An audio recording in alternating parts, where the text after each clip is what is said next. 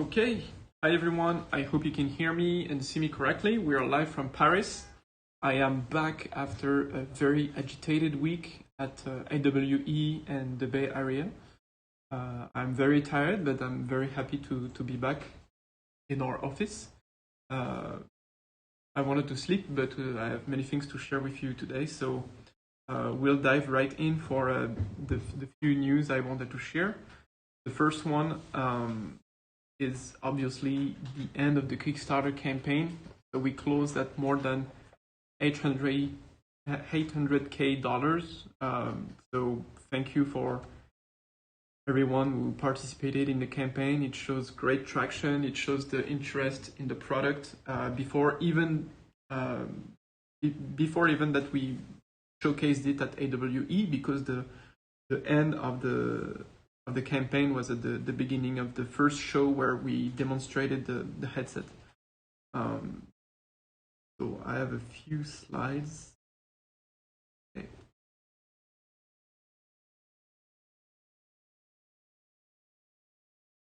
So I'm going to talk a little bit about what happened last week, especially AWE. As I told you, the Kickstarter campaign ended. You can continue to order Lynx on the website. On our main website now we have a small e-commerce platform, and we are updating our website to the final website we'll have probably at the end of December. But you can order Lynx, and let me share with you that the sooner you order, the sooner you will receive it. It's a queue system where, just like in Kickstarter, the sooner you order, and the sooner you'll get in a production batch. And for the pre-orders, the target is still April 2022. We are going to make a few hundred devices that are not commercial units, but almost final units that we're going to share to some early partners and some early backers on Kickstarter. So please reach out if you feel your company or your group needs one.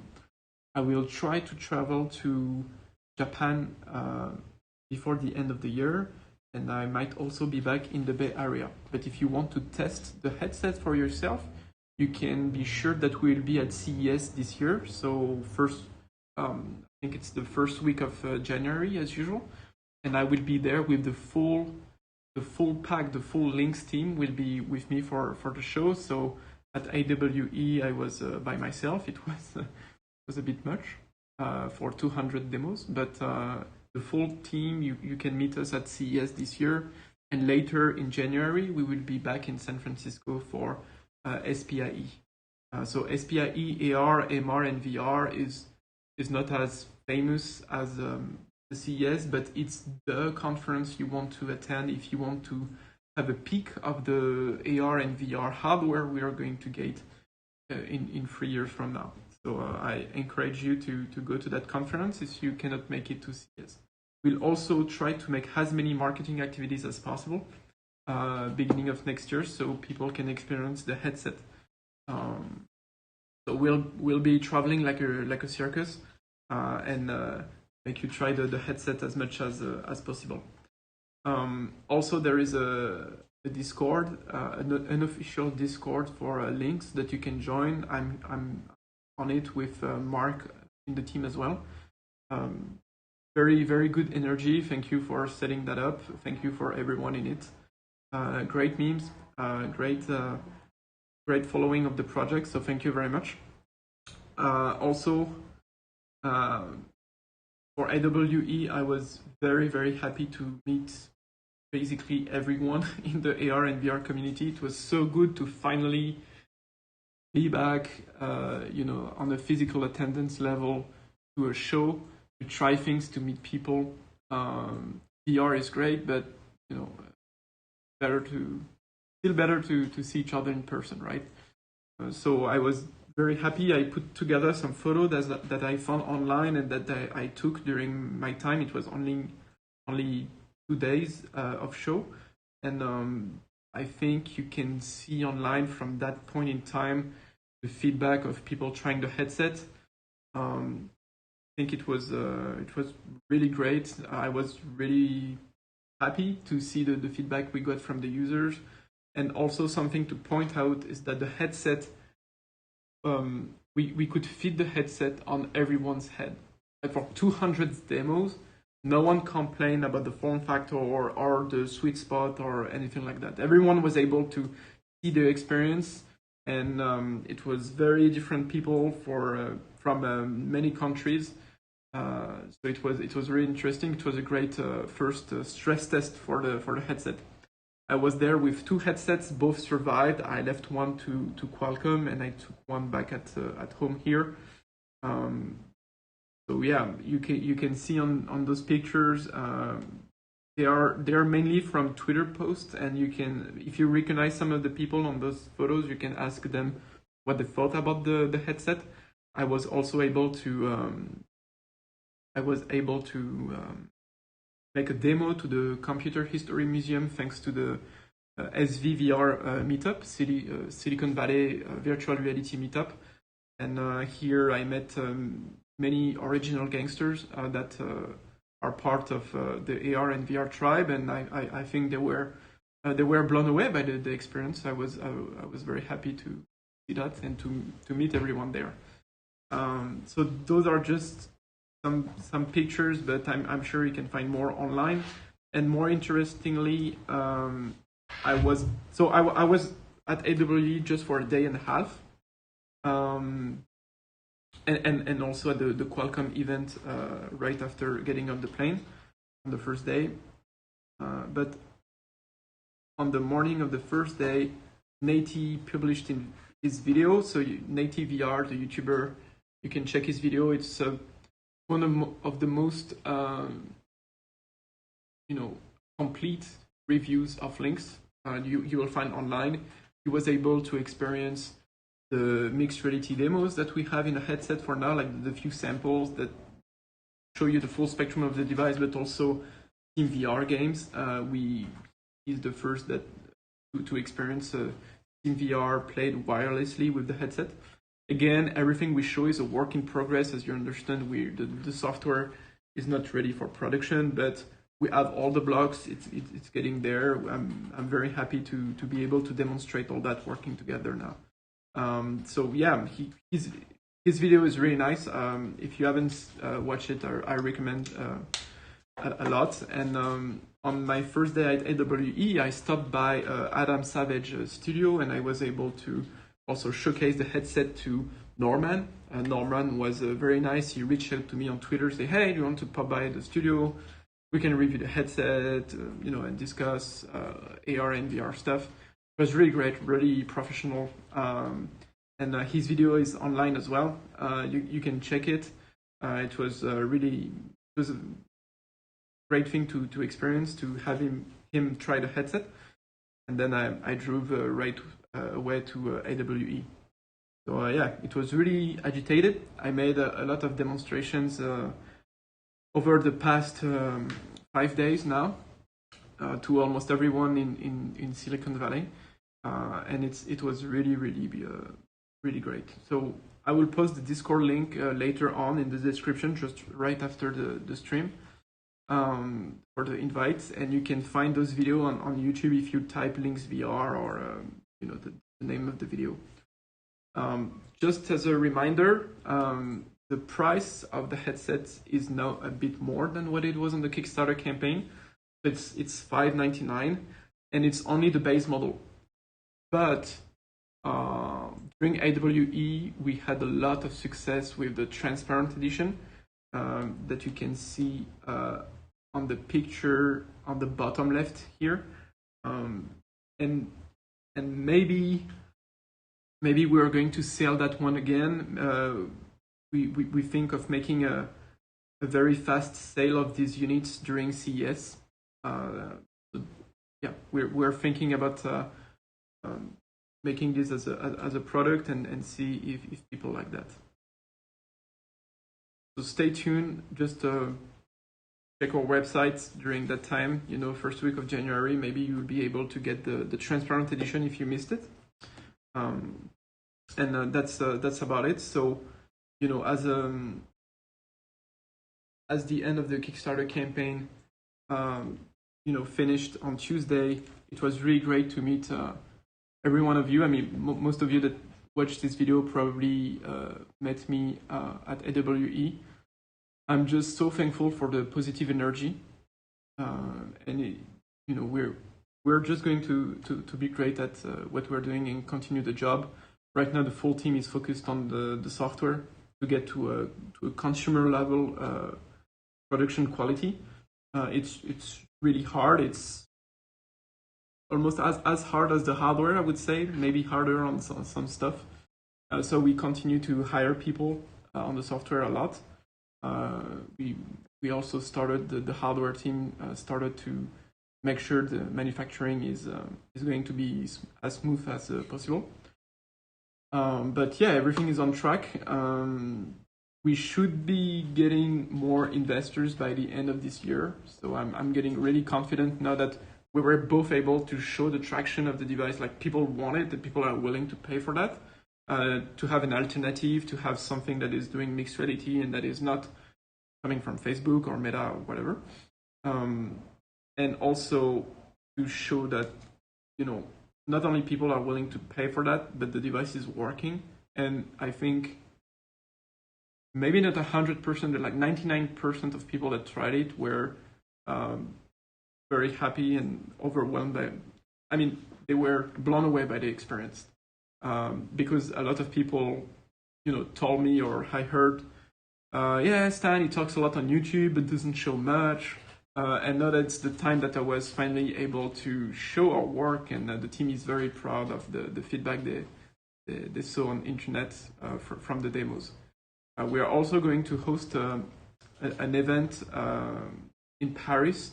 It switched from the 25th of November to the 16th of December, because on the 25th of November, we have an oral presentation to the European Commission to build this mixed reality champion we want to make with Lynx. So pray for us for that day. Hopefully, it's a huge budget, but probably it will go through. So yeah, maybe we can move to the Q&A now. Again, I'm very tired, but very happy. I wanted to do this live to chat with you and to, again, thank you for the support and people that are following the project. It keeps us going. Because a lot of fresh air meeting people at AWE. So thank you for everyone that's stopped by the booth. So it was hidden behind the Qualcomm booth. If you didn't find it, it's too bad. But we'll be back for CES and SPIE. So I'll take the questions now. I think there are quite a lot. Shuki is, as usual, helping me. I'm going to give him the camera for a few seconds. Yeah. Not so many people backstage, but okay. So when the headset is being shipped, are you going on tour to various conventions? Yeah, even before that. So right now we're at a point where, we don't have yet the App Store. We don't have like the full platform, but we have the base experience, which is what people expect. To show, to be able to experience the features like hand tracking, 6DoF, and all that working together with the pass-through, blah blah blah. So we are going to tour. We are going to start our little circus probably at CES, and after CES and between the time we ship, we'll do a lot of demos. And when we'll ship, first thing, we'll make a huge party if COVID allows us to, and we'll continue to demo the headset everywhere we can. Yeah.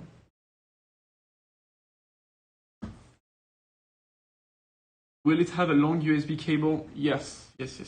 I don't remember the exact length, but what is it? Oh yeah, no, so the some people were asking about the cable they saw in the pictures of the convention at AWE. It was to charge constantly the headset and to provide also a feedback on my display to launch and stop the demos. But it's a fully Enterford device. There is a video you can find online I will navigate to it right now. So there is this video you can watch online.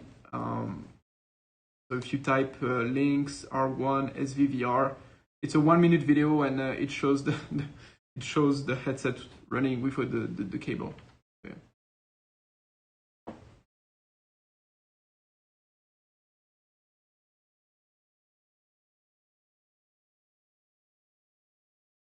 Right. Okay, a lot of technical questions. Any info of how warranty will be handled? We're figuring that with the certification. It's an ongoing process. We'll get back to you about the warranty, depending on the base model or the Pro Edition at the beginning of the next year. Have you sold enough headsets from the Kickstarter to stay independent? Yes, I mean, we don't need to sell the company, or to have the team hired by a bigger company. We had money in the bank. Now we have this Kickstarter funding. We're getting some funding before the end of the year, or maybe beginning of next year. So I'm not worried anymore. If we see you at conventions, would we be able to pick up headsets from you directly?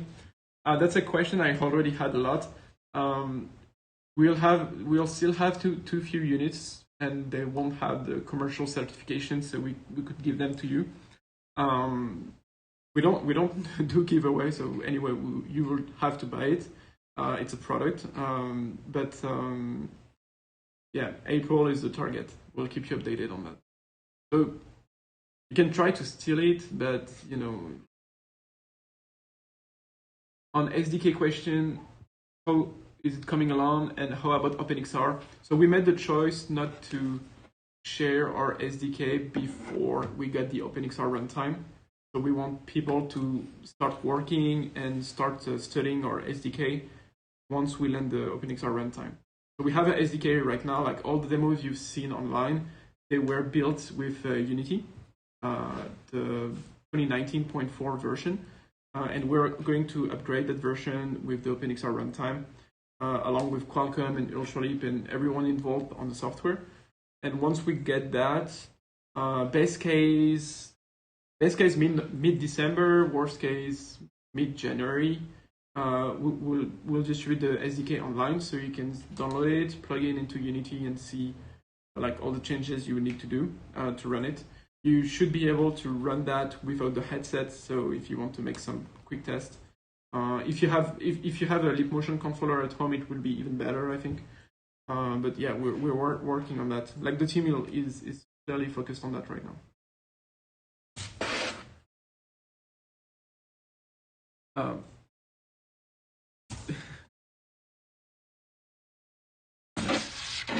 Could Valve theoretically port Steam to the Lynx? So we are discussing with some employees at Valve, so to make sure that once we got the OpenXR runtime fully compatible with them, that it will be easy to have a native client of SteamVR. So we already can demonstrate SteamVR through CloudXR with an NVIDIA GPU, but SteamVR will be compatible natively once we got the OpenXR plugin for Steam. Okay. Will there be any chroma key compositing functionality built into the headset software or the PCVR streaming app? Yeah, but that's not really on the roadmap here, but you'll be able to do that very easily. It's not a huge feature, but we'll think about integrating that. What kind of software roles are you hiring for? Basically anyone from web to web design to Android system integration, Android customization, Unity developers, C++ agnostics developers, because there is a lot on that plate. Yeah. Do you have big problems because COVID-19 slowed down everything? So we might get into a few issues with the lead times of some components, but from what I know now, we don't have the same issues as Deca Gear. We don't have to shift our production timeline.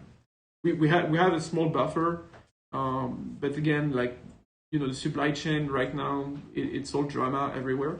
So I can't make any promises, but we're working with Qualcomm to get the chips at the right time. They don't have any delays on that. We have the cameras, we have the displays. Yeah. So, but we'll keep you updated. But I'm not worried about that. How is the manufacturing timeline looking like? Like, considering Decagear manufacturing delays, is this timeline still on track? Yeah, so I just answered that. Yeah, I saw the news about Decagear as well. How well do the controllers work over your shoulders, generally obstructed, and how fast do they regain connectivity? So the connectivity will never be lost. It's, you know, Bluetooth between the headset and the controllers. So the IMU data is always sent. So you'll always have the rotational information, and you will get the positional information once your hands get back into the field of view of the tracking camera. And again, the tracking camera for the hand tracking, they have 180 degrees field of view. It's not there, but it's there. It's there. It's there. Will there be Linux VR support for Steam? Are there plans for Steam VR over USB for those of us who don't have a good Wi-Fi router?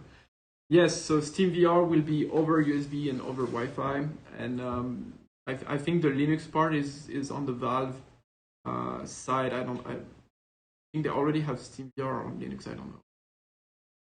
I'll check because my computer is running Linux. So like that. Are you making official software for Linux PCVR for the Lynx, or are you just opening the source and letting the community do it? So both. We're going to make samples and a few applications to help developers and users understand what is possible to do with augmented and virtual reality, and both at the same times and everything in between. But we already have developers lined up for making application. For example, if you go on our Discord, you might have seen that the main developer of OpenBrush, like the open source version of Tilt Brush, is ready. Is just waiting for us now, waiting for the headset to port his application. And there are dozens of him like that, including some companies that are making games. So yeah, so I'm not really worried about the content here. And again, we're in discussion with SideQuest. Both companies want to work together. We still have things to figure out, but yeah, content is as important, if not more important than the hardware. Is entirely part of the experience, and we'll try to nail that. Is the accelerometer and gyroscope sensors in the controller for estimating positional data, not just rotational data, when outside of headset FOV? Not really, no. The positional data will rely entirely, I mean, for now, on the hand tracking data. Okay. So I think that's it for tonight. Maybe I will be able to go to sleep. I've been awake for too long now. I tried to buy a t-shirt from your Kickstarter, but I don't think the payment went through.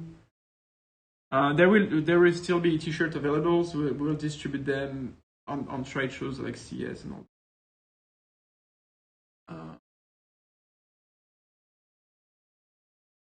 So yeah, we'll also have to have Unreal supported in Q1 2022. Will depend on how hard our OpenXR runtime will play with that. When will we likely get a first glimpse of the headset software interface, like the OS screen, etc.? So I think you talk about the launcher. We have a launcher right now. I think you're going to see videos of that in December. I don't have a date yet, but before Christmas. And so yeah, thank you for following that video. Thank you for everything that showed up at AWE. I was happy to meet all of you, to see the positive energy around the project. It's really hard to us to understand that because we're in Paris every day working on that, you know, hands down, head down in the issues we have to fix and the things we have to catch up with other players in the industry and trying to stay on top of what we do. But it was great to have this little break and showcase the headset for the first time. So yeah, thank you again for everything. So yeah, I'll see you maybe next week or the week after that. We'll keep you updated. Bye.